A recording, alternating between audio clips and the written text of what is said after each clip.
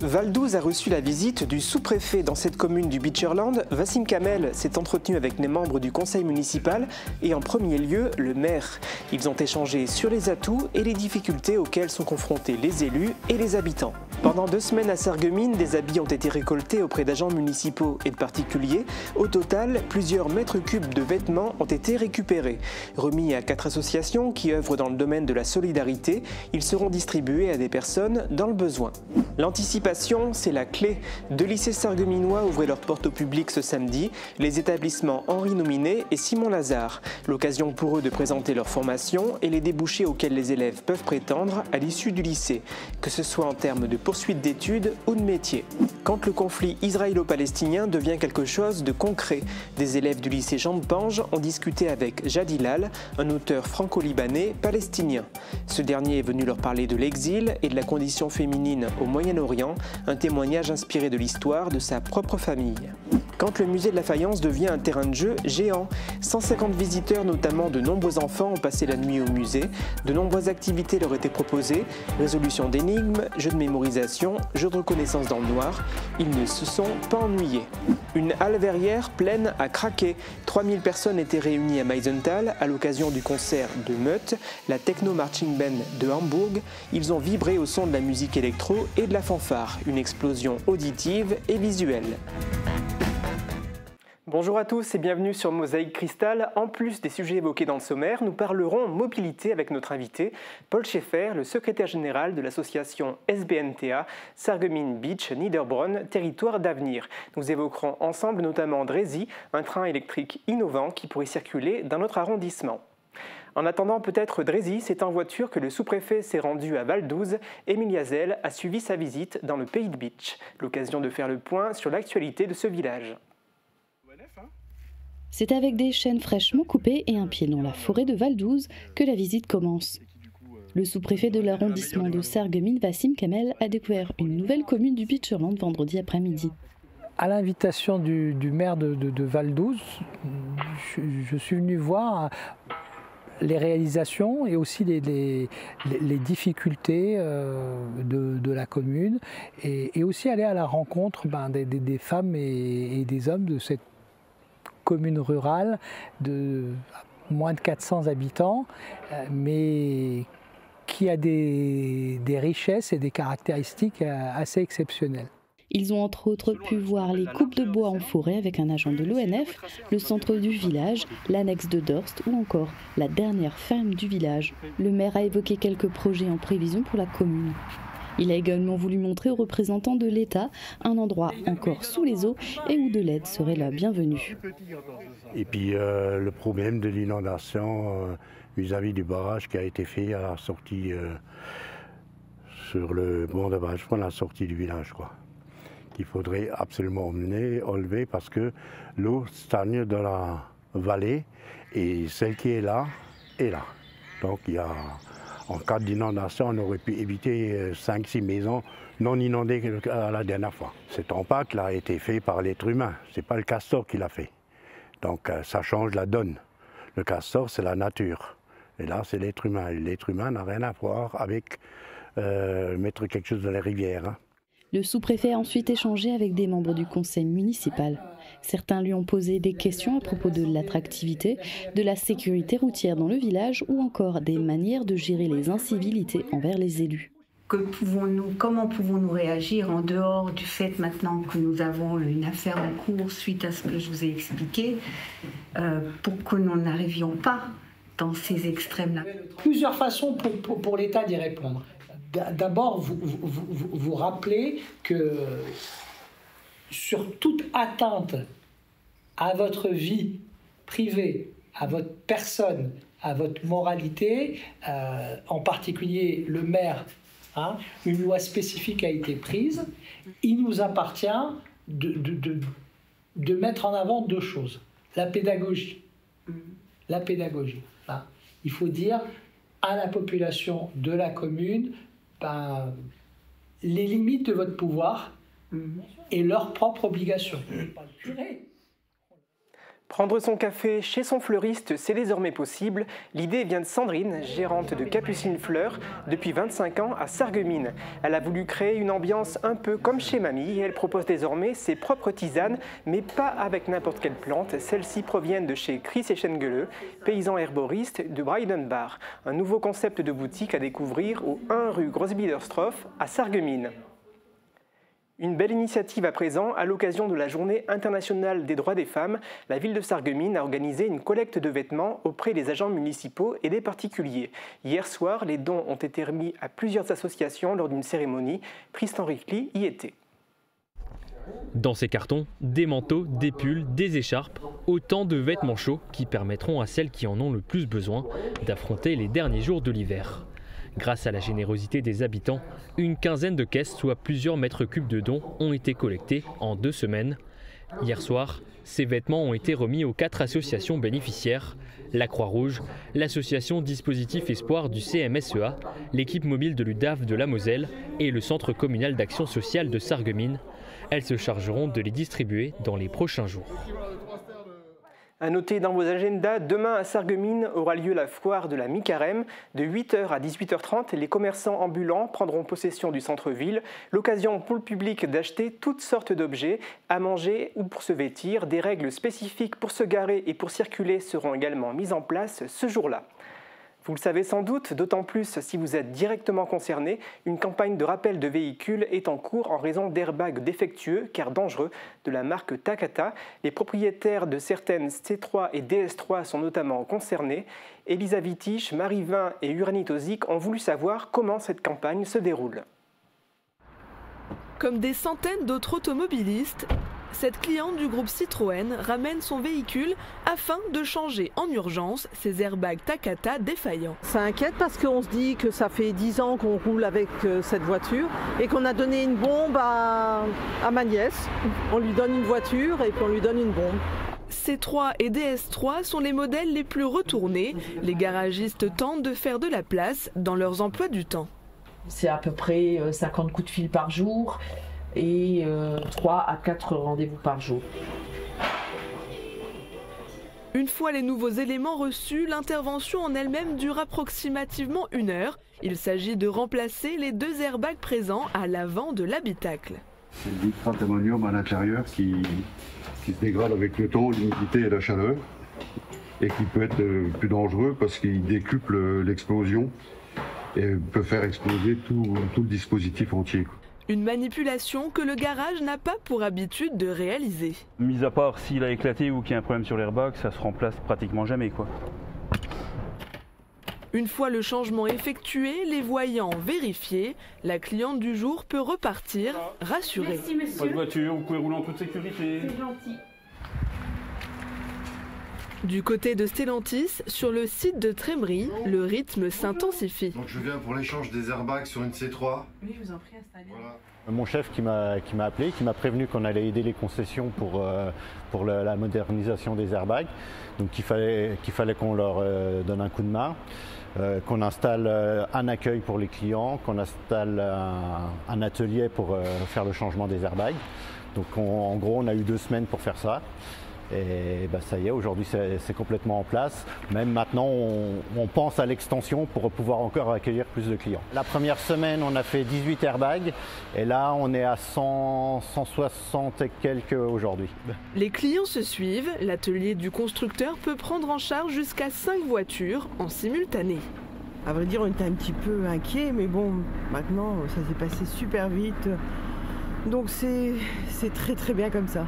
Voilà, c'est bon, c'est changé, on va redonner le véhicule au salarié, il sera content et puis il partira l'esprit tranquille. Un atelier gratuit qui se poursuivra jusqu'à l'été. Les rendez-vous sont à prendre par téléphone. Une nouvelle salve de fermeture de classe a été annoncée pour la rentrée prochaine par le comité social d'administration spéciale départementale. On fait le point tout de suite avec notre journaliste Tristan Ricli.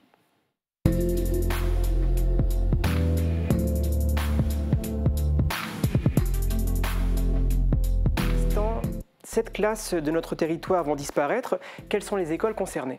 Eh bien, 5 fermetures sont prévues dans la circonscription de Sarreguemines-Ouest et 2 dans le pays de Bitche. Alors, dans le détail, les établissements touchés sont les écoles élémentaires de Groß-Bliederstorf et Wolflin-Wieswiller. 3 écoles de Sarreguemines sont également dans le viseur, celles de Bloberg, des Faïenceries et de Neunkirch. Dans le Bitcherland, les écoles primaires d'Étain et de Gros-Rederchin perdront chacune une classe. Cette carte scolaire a été soumise aux représentants du personnel le mois dernier qui ont majoritairement voté contre. À noter qu'aucune ouverture n'a pour l'heure été annoncée en compensation. Et pourquoi ces fermetures ? Eh bien, le rectorat justifie ces fermetures par la baisse démographique. Lorsqu'une classe passe sous le seuil d'effectifs requis, elle entre dans les radars de l'administration et est donc susceptible d'être supprimée. C'est notamment le cas à Gros-Rederchin, où l'école maternelle et primaire va passer de 5 à 4 classes pour 8 niveaux scolaires, allant de la petite section au CM2.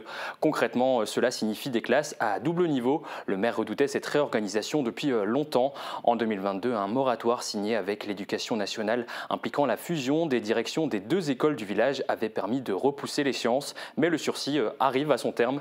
Il craint d'ailleurs que cette suppression ne soit pas la dernière. Écoutez. Le problème qui se pose, c'est l'année prochaine, 2026. On a eu une seule naissance en 2024. Et on sait qu'il y a 16 enfants qui vont partir au collège.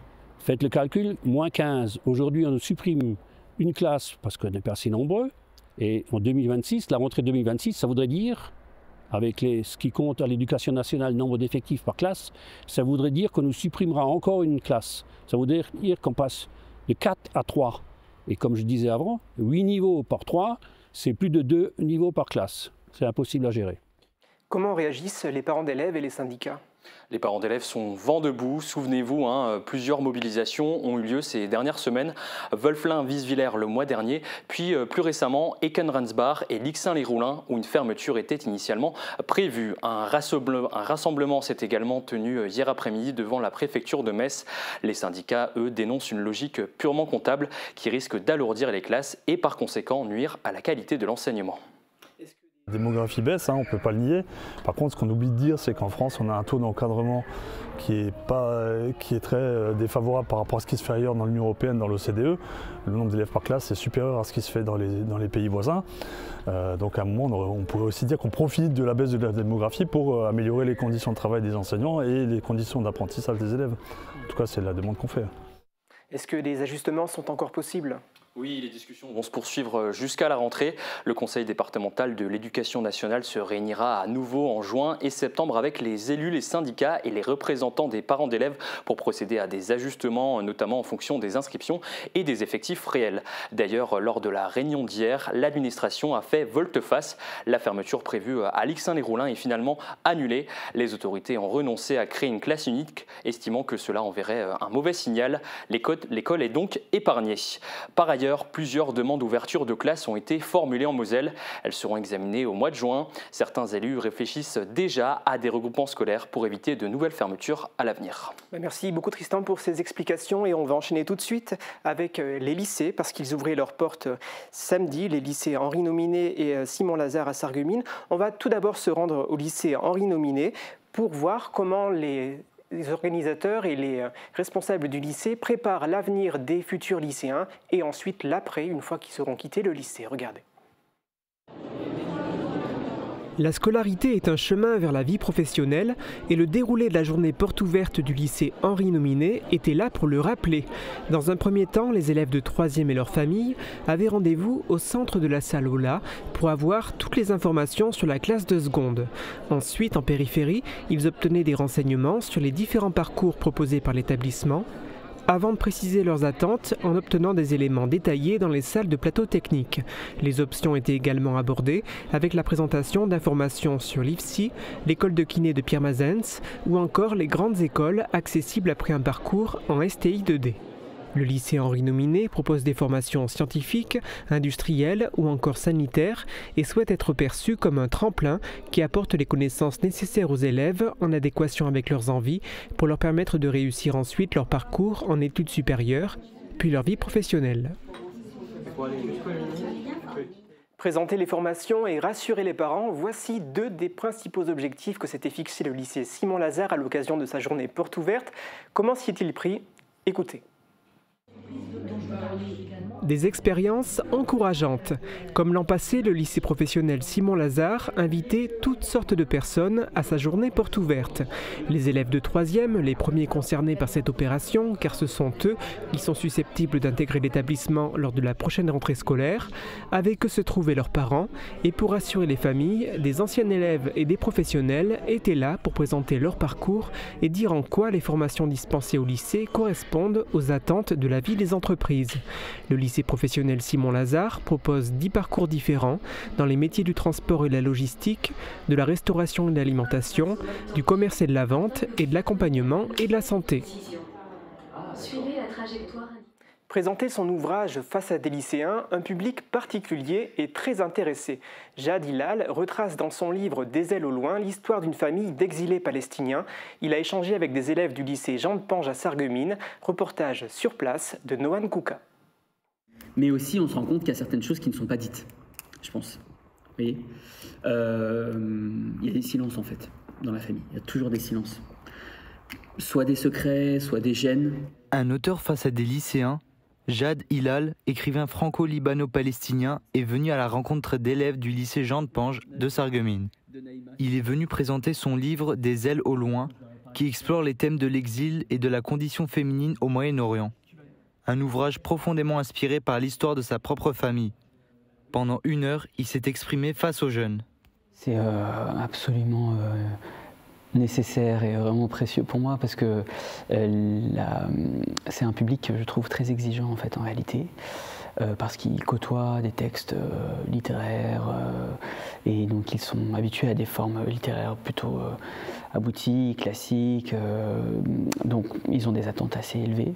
Et enfin, je crois que c'est aussi un public qui n'est pas nécessairement trop conditionné par les codes non plus et qui peut avoir une forme de spontanéité dans ces questions. Donc ouais, c'est vraiment appréciable. Les élèves de première et de terminale en spécialité histoire-géographie, géopolitique et sciences politiques ont eu l'opportunité de participer à cette rencontre. Intégrée dans leur programme, elle leur a permis d'approfondir des sujets liés aux conflits géopolitiques, notamment israélo-palestiniens. Franchement, au début, j'avais certaines réserves parce que souvent quand on parle du sujet israélo-palestinien, on est très nuancé. Par exemple, on ne va pas dire les termes de génocide, etc., etc. On va vraiment être dans la nuance. Et moi, j'ai trouvé ça bien que du coup l'auteur dise ce qui est et pas je pense que c'est plutôt ça, plutôt ça. Enfin, pour moi, il faut dire les choses telles qu'elles sont. Ça m'a beaucoup plu, j'ai pu comprendre beaucoup mieux le livre, j'ai pu comprendre l'auteur et aussi pourquoi il a décidé d'écrire ce livre, comment sont les personnages, pourquoi ils sont ainsi, et tout, voilà, c'était génial. Une sensibilisation aux thématiques géopolitiques organisée par les professeurs documentalistes et menée en présence de leur enseignante. Je trouvais ça intéressant d'avoir quelqu'un qui vienne nous raconter une expérience de vie et une expérience familiale à partir de notre programme qui est assez théorique, quoi. On a parlé des guerres israélo-arabes et du conflit israélo-palestinien avec nos élèves et là tout à coup ça prenait une autre réalité. C'était intéressant de les faire travailler différemment. Un échange important avec cet auteur dont le travail résonne au-delà des frontières. C'était un repas avec ma grand-mère, ma mère, ma soeur et ma nièce, et que ma grand-mère a dit de la Palestine, pour répondre à cette question de l'exil. Moi, la Palestine, j'en suis parti, mais j'y suis quand même resté. Est-ce que vous n'avez jamais rêvé de jouer les gardiens de nuit comme dans le célèbre film La nuit au musée? Dans le cadre du mois de l'enfant, le musée de la faïence de Sarreguemines a ouvert ses portes au jeune public. Leur mission, jouer les enquêteurs pour découvrir des secrets sur l'histoire locale. Un tas d'activités ludiques leur étaient proposées pour que cette expérience soit la plus immersive possible. Camille Henriot a suivi leur parcours. C'est parti pour la fouille du musée de la faïence. Première étape pour ces jeunes enquêteurs, la cuisine de Paul de Geiger. Objectif du jour, retrouver la recette de famille. Les enfants se mettent en quête du moindre indice caché sous ces faïences. Ils doivent ensuite résoudre les énigmes pour retrouver les différents ingrédients de cette recette. Cet escape game gourmand a beaucoup plu aux enfants. J'ai bien aimé ce qu'il fallait faire, il fallait trouver les ingrédients et tout. J'ai bien aimé. Genre aussi, je me dirigeais que les trucs où il fallait ouvrir parce que je savais que c'était là. Et tout, il y avait plein de coffres. À un moment, j'ai rien compris à ce qui se passait, mais bon. C'était aussi l'une des grandes nouveautés de la nuit au musée cette année. La nuit au musée s'inscrit dans le cadre du mois de l'enfant, donc qui est une programmation portée par la ville de Sarreguemines et qui a pour thème cette année l'alimentation. Donc tout naturellement, nos équipes ont pensé à renouveler l'escape game et à en créer un nouveau autour de la thématique des recettes de la famille de Geiger. Entre les jeux de mémorisation disposés dans les différentes salles d'exposition ou encore le fameux jeu de reconnaissance dans le noir, tout un tas d'activités ludiques étaient proposées au musée de la Fayence. L'objectif reste le même, donner envie aux jeunes de revenir au musée. C'est une proposition ludique et conviviale, un moment en fait à partager dans le musée pour découvrir vraiment autrement les collections pour certains et puis pour d'autres découvrir tout court puisqu'on a des visiteurs ce soir qui passent le seuil de la porte pour la première fois. Cette année, 150 visiteurs ont exploré les allées du musée de la Fayence dans le cadre de cet événement. L'usine de la Halle Verrière affichée complet. Le site verrier de Meisenthal a accueilli la Techno Marching Band venue d'Allemagne et plus facile à prononcer et à connaître sous le nom de Meute. 3000 spectateurs ont vibré au son de l'électro et de la fanfare. Retour en images sur ce concert avec Émilie Hazel et Thibaut Desmerlet.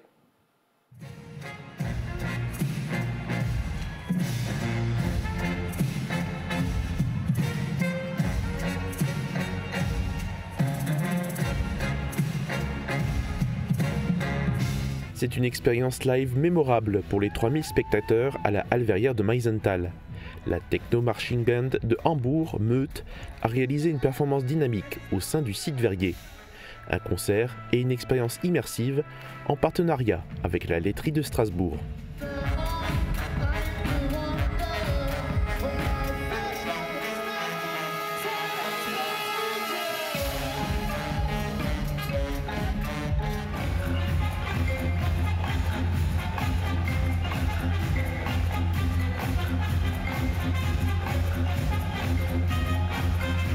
Le public s'est donné à cœur joie pour accompagner les artistes allemands au rythme de la musique électronique et de la fanfare.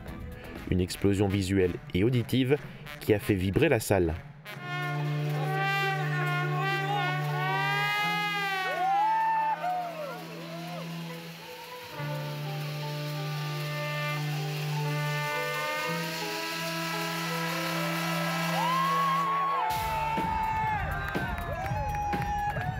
Le groupe a sorti son 4e album studio Empor en février 2024. Il rassemble des créations originales et des réinterprétations de titres techno connus.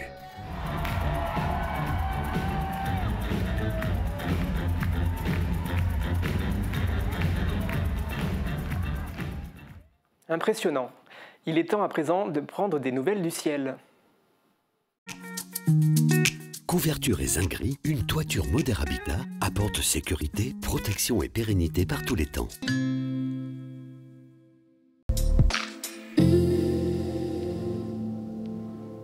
Bonjour tout le monde, pour demain on retrouvera un ciel couvert et de possibles averses localisées.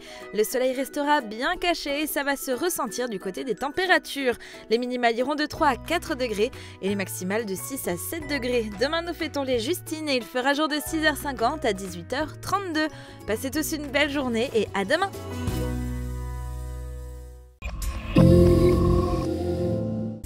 Les voix sauvages se font entendre avec Mireille de Plate.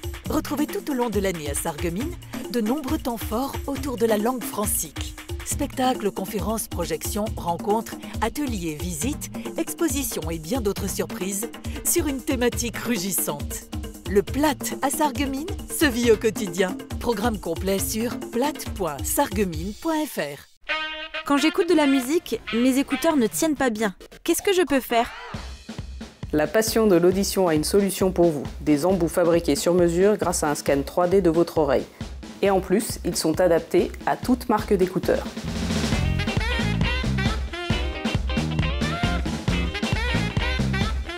Besoin d'évasion, de découverte, d'échange ? L'Université populaire Sarreguemines Confluence, espace de culture ouvert à tous, vous accueille à ses cours, ateliers, conférences et sorties. Renseignements sur notre site upsc-asso.fr. Une nouvelle aventure de Hop là vous attend.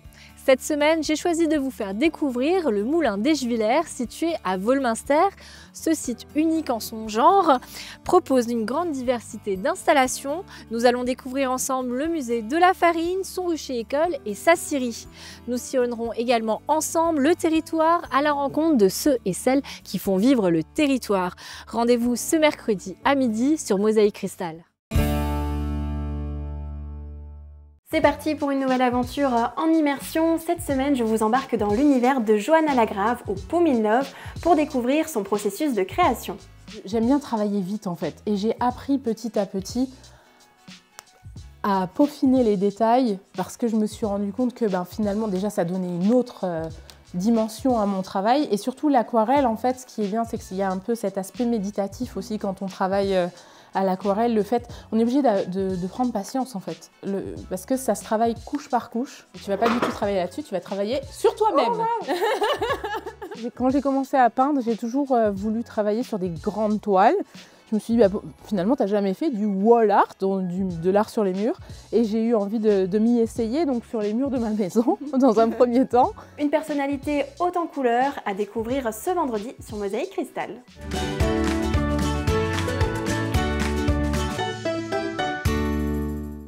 Alors, je vous l'annonçais en début d'émission, il y a un invité qui est présent avec moi aujourd'hui, c'est pour parler de mobilité. Et cet invité, c'est Paul Schaeffer, le secrétaire général de l'association Sarreguemines Beach Niederbronn Territoire d'Avenir, plus connu sous le nom de SBNTA. Alors si vous êtes là avec moi aujourd'hui, c'est pour parler de votre assemblée générale qui s'est tenue il y a quelques semaines. Qu'est-ce qu'il en est ressorti? Quels sont les points les plus importants qui ont été présentés lors de cette assemblée générale?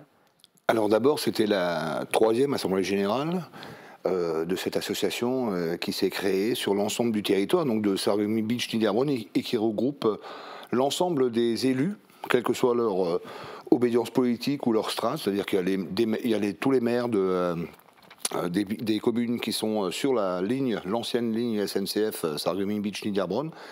Il y a les conseillers régionaux, les conseillers départementaux, la présidente du parc, le sénateur, les présidents de Comcom, des 3. Voilà, donc d'abord, ce qu'il faut rappeler, c'est que ça ne s'est pas essoufflé en 3 ans et demi. Ouais, 4 ans, c'est ça que l'association a été créée. Hein. Oui, 3 ans et demi, oui. Donc, on a eu une assemblée générale de retard parce que le Covid, au départ, nous a un peu ralenti, puis on a eu un décalement de 3 mois, mais d'abord, la mobilisation était là. C'est-à-dire que l'écrasante majorité des élus, et Dieu sait que c'est compliqué, quand on a une association qui a cette forme-là, c'est-à-dire que tous les conseillers régionaux, départementaux, les maires, les présidents de Comcom, pour trouver une date qui convient à tout le monde. C'est un peu problème justement cette année-là, parce que vous avez dû décaler l'Assemblée générale compte tenu des emplois du temps. Pour une question de 2 personnes, on n'atteignait pas le quorum, mais c'était une anecdote. En fait, on s'est rendu compte là que non, les gens étaient de manière écrasante présents. Ils sont venus, ils sont motivés et déterminés à porter toujours le même message qui est celui de la mobilité du quotidien, c'est-à-dire comment est-ce qu'on peut aller travailler, comment est-ce qu'on peut aller faire ses études, comment est-ce qu'on peut se rendre dans les services tous les jours de l'année, quel que soit son âge, quelle que soit sa corpulence. Voilà, et ça c'est le message principal. Alors, justement, ces questions de mobilité ont été abordées et une étude a été présentée pour voir concrètement de quoi on parle. Alors, qu'est-ce qui ressort de cette étude qui portait sur les trajets du quotidien et notamment les trajets domicile-travail? Alors, effectivement, c'est la communauté de communes avec le département de la Moselle qui avait commandité cette étude, donc sur le nord-est mosellan. Ce qu'il en ressort, en tant qu'habitant depuis 56 ans, on le savait déjà. C'est-à-dire que effectivement, en termes de transport en commun, la situation est catastrophique. Il faut le dire comme c'est. C'est-à-dire qu'il n'y a pas de proposition de mobilité collective sur le nord-est mosellan, entre Sarreguemines Beach et le nord de l'Alsace. Donc on est sur des déplacements du coup individuels et avec une écrasante majorité des déplacements effectués en voiture. Aux alentours de 90% des trajets du quotidien se font en voiture individuelle dans laquelle on est seul. C'est-à-dire en dehors n'est pas pris en compte le covoiturage. 90%, c'est on prend sa voiture seule pour aller travailler, pour aller faire ses études, etc. Et on le fait parce qu'on n'a pas d'autre choix. Parce que, bien sûr que c'est une liberté, etc., la voiture individuelle, mais surtout, il n'y a pas d'autre choix, ni économique, ni structurel. Donc, bah, si vous voulez habiter dans le Pays Beach ou si vous voulez habiter dans le nord de l'Alsace et que vous voulez aller travailler soit à Haguenau, soit à Sarreguemines, eh ben, vous prenez votre voiture. Vous n'avez pas d'autre possibilité. Et vous aimeriez qu'une autre possibilité soit mise en place? C'est-à-dire que nous, on considère comme tout le monde, et toutes les études, quelles qu'elles soient, celle-là, mais il y a aussi eu récemment une étude commanditée aussi par la communauté de communes du Pays Beach sur les aspirations de la jeunesse, par exemple. Là, j'y étais.